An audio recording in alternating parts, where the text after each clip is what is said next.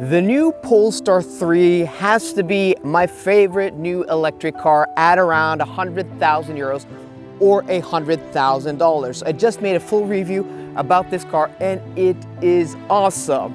But for the same type of money or even less, you can get one of these, a Porsche Taycan Cross Turismo that is 2-3 years old and also save a whole bunch of money. Or you can get one that is almost new, the pre-facelifted version, for the same price as this. So today's big question, as per requested by you guys, we're gonna put the Polestar 3 against a used Porsche Taycan Cross Turismo and find out which is best and which one should you buy.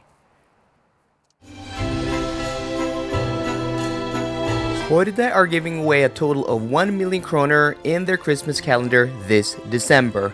Every weekday a new slot is opened and a new winner is announced.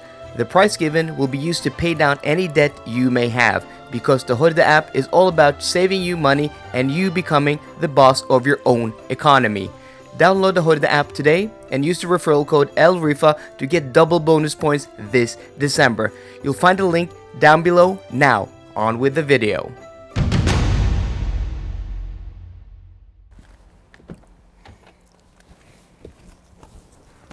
A nice touch when it comes to this Polestar 3 are the soft close doors. You can option them in the facelifted version of the Taycan, but in the pre-facelifted version, which is the car we're comparing to today, those weren't even an option. So if you want that, well, you got to go for this car. And also, because this is an SUV, even though it is a very low SUV, you do step into the cabin rather than down into the car. And especially for a lot of tall people, I think that is very important that you don't step down too low. The cabin of the Polestar 3 in typical Polestar fashion is very minimalistic, simple lines. It's not overstyled, but at the same time, it's not boring. There are a lot of layers of materials, like this beautiful, fabric on the dashboard, this beautiful wood trim surrounded by this chrome strip. On the door here also, this beautiful stitched material. This fabric here just looks high quality and feels premium. The Bowers & Wilkins LED strip here that indicates that this car has the optional Bowers & Wilkins sound system.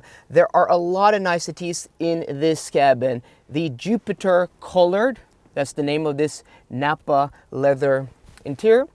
These seats, one of the best in the business, are cooled, heated, and have massaging function. So in this test, we are comparing the spec of this, which I put at the beginning of the video, the pricing, to my Taycan, and that's kind of what we're comparing them to. They're not going to be identical in spec, but they are very closely matched. There are things in this car that you just can't get in that Porsche, like for example the Bowers & Wilkins sound system in this car, one of the best. If I haven't already dropped my review of this sound system, I'm going to drop it very soon. And I've listened to the Burmester in the Taycan, and it isn't even close to the sound experience you're going to experience here.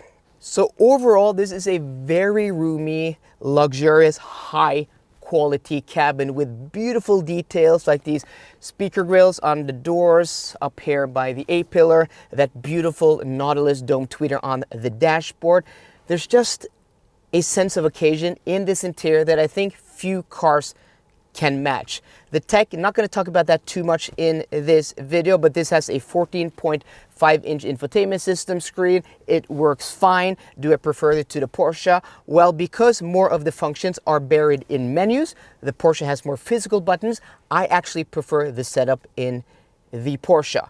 But let's hop into the back and show you the real party piece of this car compared to the Taycan. Again, stepping into the cabin and having this much room makes this a nice family vehicle, or a vehicle if you want to carry adults. Also on the rear doors, we have those soft close functions. So the room here, I'm about 180 centimeters or about 5'11", and I'm sat behind myself. I have plenty of knee room. My only complaint about this car is that the seat cushion is very close to the floor. You can see there's a gap here, and you kind of feel like you're sitting on the floor. It doesn't bother me too much because you can actually, just slide your feet underneath the front seat. A lot of electric cars, with this skateboard type of architecture, have low seats, but you're not able to put your feet under the front seats. And then you're sitting here, you have all of this room, but you're sitting in an awkward position. Here I can still get very, very comfortable. Quality in the rear is so nice. I think at this price point, like besides the Porsche Taycan, this is one of the best interiors when it comes to quality. Everything you touch is just soft touch and just feels really nice. These seats super, super comfortable. And you have this beautiful armrest with this chrome trim here on the cup holder. You have this beautiful perforated leather. And I just love the color theme in here. This Jupiter, this beige leather with a black theme. Even the seat cushion in the middle is very comfortable, though the back is a bit hard. That few people have commented on my videos, and I do agree. It is a bit hard, but there aren't many cars where the seat back is comfortable. So if you're looking to carry like 3 adults in the rear, I think there are other cars that have an individual middle seat that are probably better. But for 4 adults, yeah, this is roomy, this is spacious, this is awesome. The Polestar 3 doesn't have the biggest trunk at 485 liters, but I think it is a very practical shape. It is square. It's easy to maximize the cargo here. You can also fold down the rear seats and get even more. I think it's 1410 liters total cargo capacity. But a really nice touch here that, you know, actually gives this car more volume than you may think in the trunk is this underfloor storage. Because the subwoofer is built into the side of the chassis and not into the floor like with most cars, there's no subwoofer here, so you have this massive space underneath the trunk floor for cargo. And unlike the Porsche, you can actually option this car with a trailer hitch. I think it can pull like 2.2 tons, fully electrically operated. That's not even available on the Taycan. Getting into the Taycan, especially compared to that Polestar 3, you really have to get down low.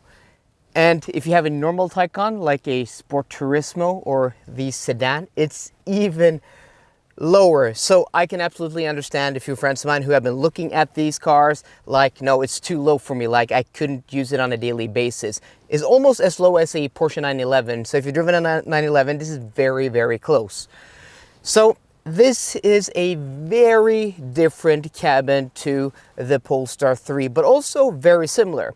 The way it's similar is that Porsche also have very simple design. This is even more sleek and elegant than in that Polestar 3.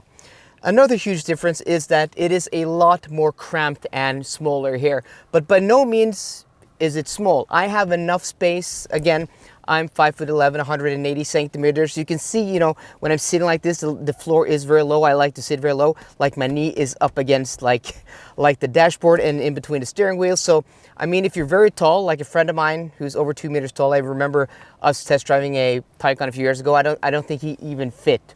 So where most people is going to fit in a Polestar 3, I think the Taycan, you have to test it out for yourself. But for me, like an average size adult, it's fine. I have plenty of headroom. The car's wide. Another thing also, practicality, where the Polestar 3 has a lot of, you know, storage in the center console, huge, you know, bin here between the seats. You also have a lot of storage underneath the center console, big door bins. This, not so much. There's lacking in practicality. Like when I have 2 sets of sunglasses, which I often have like in summer, I only can bring 1 in this car, and also only 2 cup holders. This armrest storage here is useless. You also have a wireless phone charger there. So there are a lot of things that aren't good about this. Also, infotainment system screen is tiny compared to that Polestar. But again, you have a separate HVAC screen here, which is very nice. And also this beautiful gauge cluster. Has to be the nicest gauge cluster in the business. I don't care that you can't see all of the gauges when you're driving, that you actually have to turn, you know, or move around your head. It is beautiful. But where this interior really shines, and for it, you know, to really shine and outshine the Polestar, you have to get the upgraded leather interior. So as standard, you get leather on the seats, but the dashboard is covered in like this faux leather. upgrade one step, you get this beautiful leather trim. You get stitched leather on the dashboard, on the lower part of the dashboard here on the center console. You get it on the seats, the sides of the seats. You get it on the top of the doors, the middle of the doors, and also lower down in the doors. You also get it on the airbag cover. And just the smell is worth the money. I mean, the Napa leather in the Polestar 3 also smells very nice, but this just smells next level. But you have to get this upgraded interior for it to be a nicer quality experience than that Polestar 3. It's nicer, but not by very much. That Polestar 3 is still very impressive when it comes to the interior quality, but this is just that next level, granted, if you get this interior. And also the fact that, okay, the infotainment system is older, it's not as advanced, but you have all of these physical buttons. Thank you, Porsche. Annoying is that these vents have to be controlled in the infotainment system. In the Polestar, you have, you know, a lever there, but you have proper window switches, you have proper mirror switches, you have memory settings for your seats, you have a cruise control stalk, you have two stalks, one for wipers, one for blinkers. You also have a drive mode selector here, so instead of fiddling in a menu like with the Polestar, you just turn this knob and you change in between sport or comfort or range. You also have a whole bunch of physical buttons. Yeah, like ergonomically, the tech isn't there, but the tech works. The overall ergonomic experience in this car is superior. And also these seats are awesome. Are they better than the Polestars? Maybe. I mean, it's so close. So I'd say these interiors are close in some aspects, but in other aspects, they are far apart. The Polestar 3 is an impressive interior, but for me, I prefer this.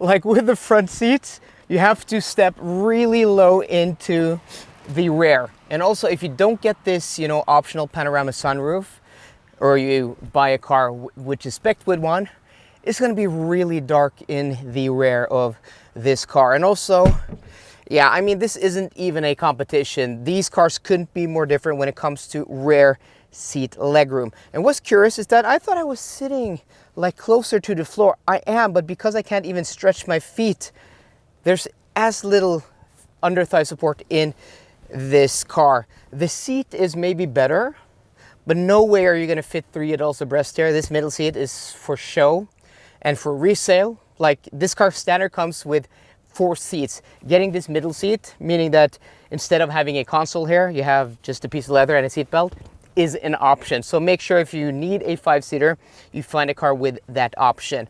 Also, again, Porsche, everything is optional. I don't have the rear heated seats because I seldom have, you know, passengers in the rear if it's not my daughter in her child seat. So I didn't even option the rear climate control. But look at this, guys. Like, I can sit there. It's comfortable, but it's not roomy. It's not roomy. It feels claustrophobic. Low quality is really nice. If you're gonna carry kids or adults, this is not the car. Okay, so my plan was to cut there, but like getting out, like my foot gets stuck. Yeah, this really isn't. And look how small it is. Like, this is not the car if you're gonna have adults riding. It is so cramped in the rear, especially for being a car that is this long. On paper, this trunk is, believe it or not, only 39 liters smaller, but in practice, it's a lot less useful. It's not as tall, it's quite wide, and it's not a very useful space. I mean, it's better than if you get the saloon, but I think the numbers here are kind of lying in favor for that Polestar trunk. This is not a huge trunk. Even if you fold the rear seats, you're not gonna have a lot of cargo capacity with this car. The front, though, is bigger in this car compared to that Polestar's. Looks are subjective, but I think we can all agree that the Polestar 3 looks good, even in this non-performance trim.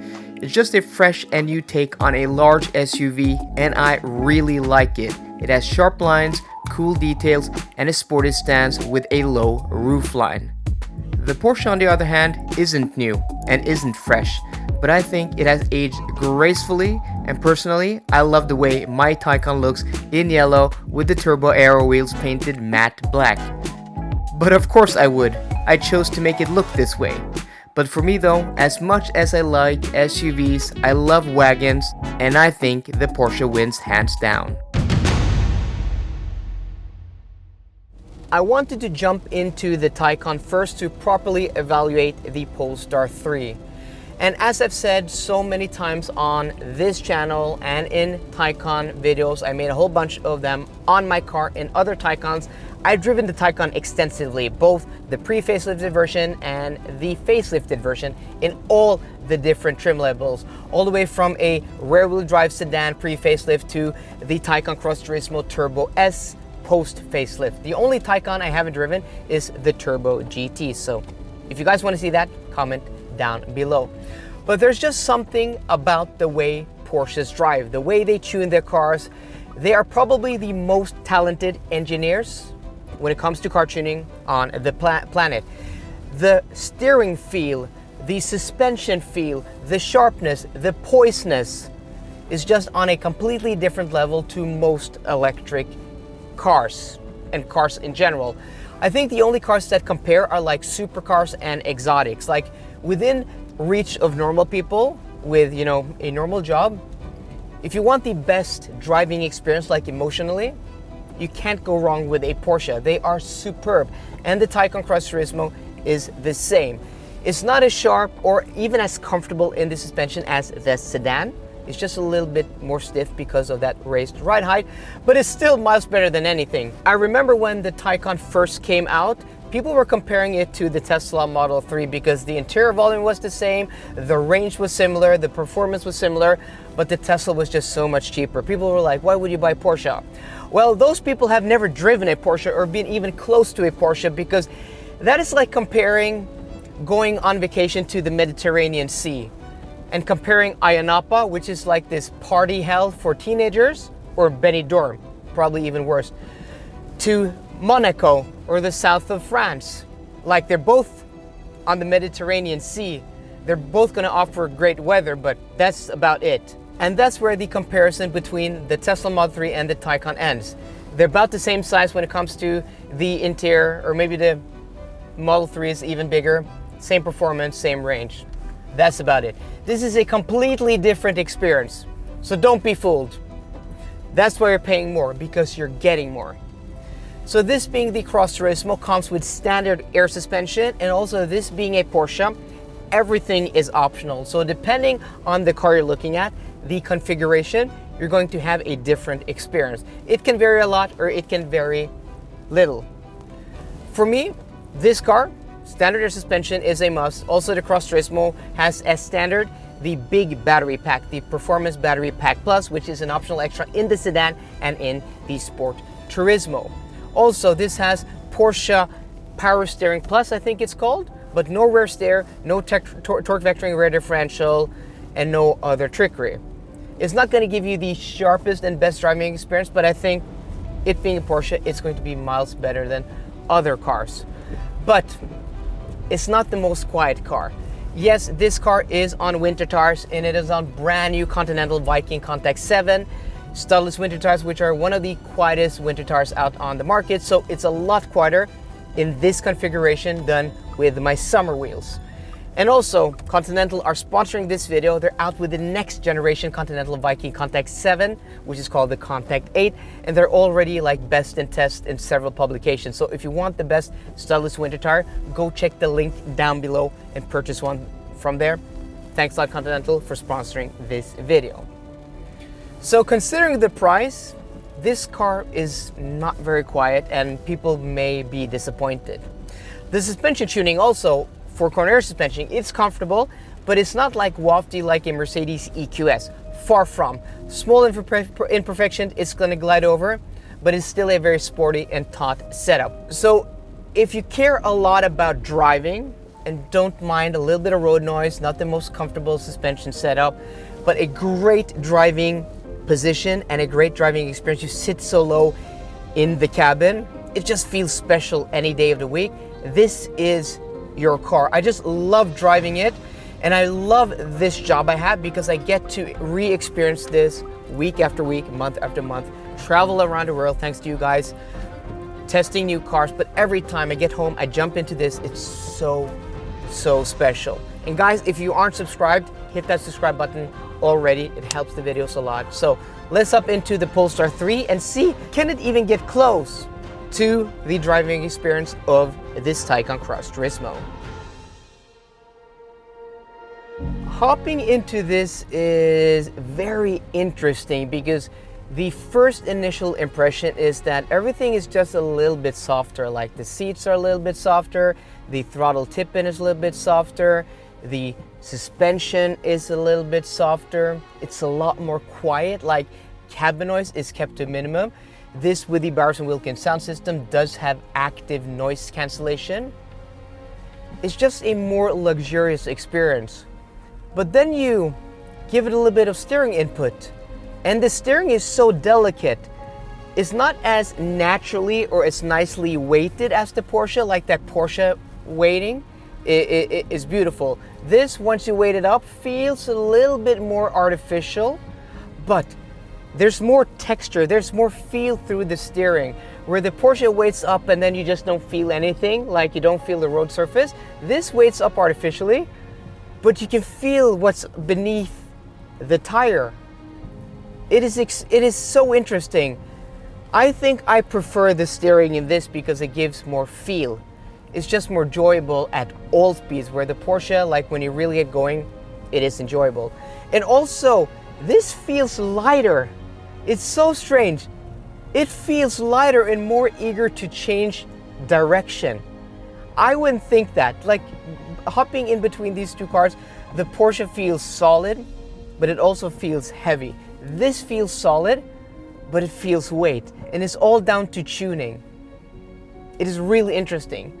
And also, this car has proper one-pedal driving, so if I go up to throttle, it will decrease the speed. There are 3 settings, like off, 1 and 2. 2 is the most aggressive, and I really like that. I really like that. And it comes to a complete stop. The tuning of the one-pedal drive in Polestars are some of the best. I don't mind it in my Porsche, like you get used to it. It's just like, for me, it's just like getting used to it. I like both, but if I were to choose, I think I'd choose one-pedal drive. This is a more comfortable experience, a more quiet experience, a more luxurious experience, but also it's fast. It's as fast as the Taycan. It's sharp. It's almost as sharp as that Taycan. The steering is like the biggest differentiator. I feel like there's less body roll in this. They're both on 20-inch wheels, almost the exact same wheel and tire combo. There's a little bit more tire here because this is an SUV. And maybe that softness and suppleness is just down to that. This is a very, very good driving experience. And when Porsche first said a few years ago, the only time they said at their investor presentation that they were going after Porsche, this is what they meant. And I'm not the only one. I've had a few friends of mine drive this and they're like, it feels like a Porsche. And also this interior, like, it's not leather on top of the dashboard, but it's super nice. It's like a nice suit. Like, the Porsche is like a fancy tuxedo on the inside, but this is like a high quality suit. It's for a different occasion, but it's just as nice. I don't know, guys. This is a hard one. This is a hard one because I prefer the Porsche when it comes to ergonomics. The Porsche is higher quality, but this more spacious, more roomy, more comfortable seats. I love this color combo. I love this dashboard design. And I also love having a big screen. And also this sound system is like out of this world. Yeah, it's a hard one. Let's jump to the conclusion, guys.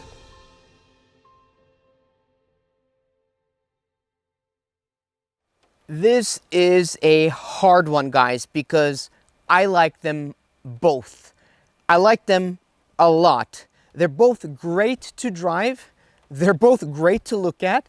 This, especially in this spec, I think is a little bit prettier than this. Like, this is, I love this, my yellow Taycan with these black wheels. But this is also very good looking, and with different wheels, I think it would be even closer. And maybe if this was wrapped yellow, it would be pretty much a wash. Interior wise also, this has a lot less room. This is very spacious and more comfortable. Higher quality when it comes to materials and switchgear, and just sense of occasion, like the specialness of this is better. Granted, you get the upgraded leather interior, you get the right seats. Yeah, Porsche are very sensitive to options. So this is like easier, like you tick off a few boxes, you're gonna get this experience. And I really like this experience, but I think this is a little bit better when it comes to the interior. Quality-wise, material-wise, sense of occasion, this is more roomy, obviously. The way these drive are in some manners very different, but also very close. Like they're very close when it comes to sharpness and sportiness. Steering also very close. This has better natural weighting. This has more texture. This is a much more comfortable and quiet drive. But this is also, you know, a little bit more sporty, a little bit more confidence inspiring. Performance-wise, pretty much the same. Like in range and in normal mode, this defaults to the second gear. So when you get on the throttle, there's a delay because it has to shift down. This, there's a delay because it has to recouple that rear motor. So I prefer driving this just in performance mode. And when I want to drive this sporty, you hit that, you know, toggle that sport chrono dial. So I don't know, guys, if you haven't experienced this and you don't need the room of this, and you can get a right spec, a car with low miles, a car that's been taken care of, I'd say go and experience this. You can always experience this, sell this, and then you can get back into one of these when they've figured out more of those software issues and those bugs, though it doesn't really bother me.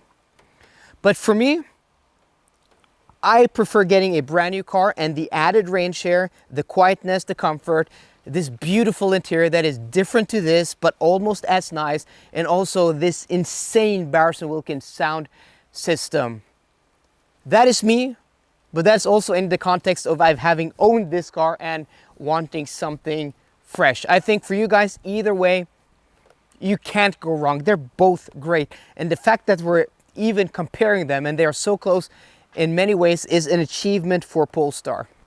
It really is. And you may be thinking, this is a dumb comparison. Well, it may be. Maybe you don't compare these two cars if you're out there. I do, and several people wanted me to do. That's why I made this video. So guys, I hope you enjoyed today's video. If you did, please drop me a thumbs up down below. And for more car content, as always, please subscribe. See you guys later. Goodbye.